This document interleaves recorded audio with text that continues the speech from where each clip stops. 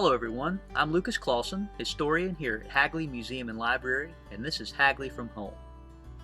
One of the most unique collections here in our manuscripts department is that of an interior and industrial designer named William Pahlmann. He operated in New York from the 1920s up until his retirement in 1977.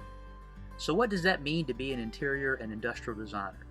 So William Pahlmann designed the interiors of homes. So for private clients, he would come in and set up how your walls would look, the kinds of paints, the carpets, wallpaper, those sorts of things, furnishings in your home, decorations. As an industrial designer, he set up interior spaces of things like restaurants for flow. That way you could move food in and out of the kitchen. People could move around the restaurant. And it also designed things like the plates that you eat off of and the types of cookware that was used.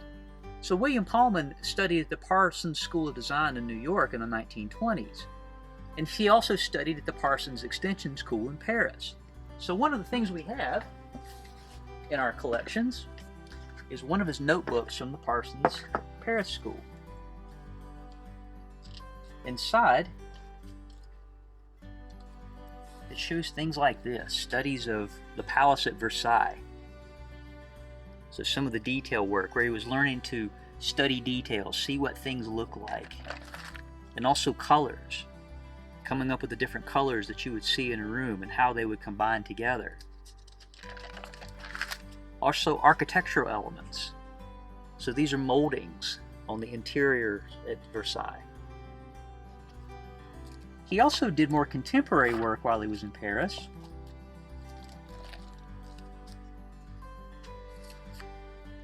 Looking at people's homes, this is more like Versailles than types of interiors you would see out and about in Paris in the 1920s, but would do it with different colors, to think about different color combinations.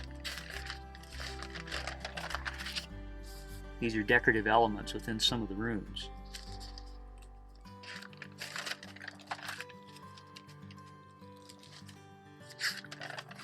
Pahlmann also did watercolors,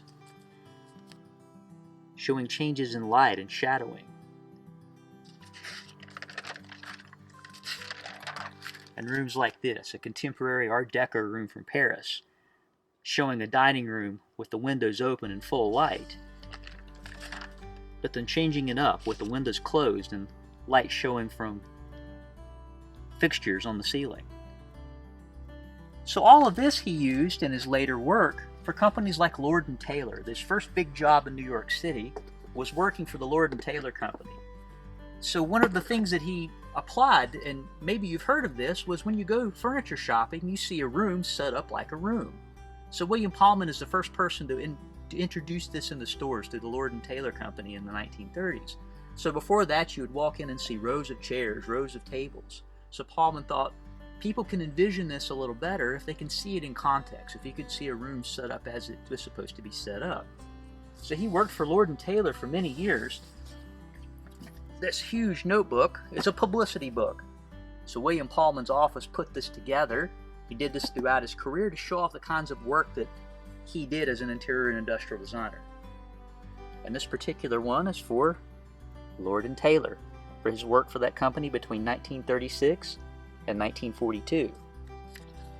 So this includes things like magazine articles that show off his work, newspaper advertisements in the New York papers talking about draperies in this particular instance. So Pahlmann designed all these draperies, set these up like you would actually see them around a window. Also, you can see in these photographs him setting up the rooms. So notice the dining room there that looks very similar to the drawing you saw from Paris. So this is how it all applies over. This unique collection has William Pahlmann's school notes, it has his business records, design drawings, publicity notebooks, all the bits and pieces so you can trace every aspect of his business from the 20s to the 70s, from the design to the finished product. One of the many interesting things that you can see here at Hagley Museum and Library.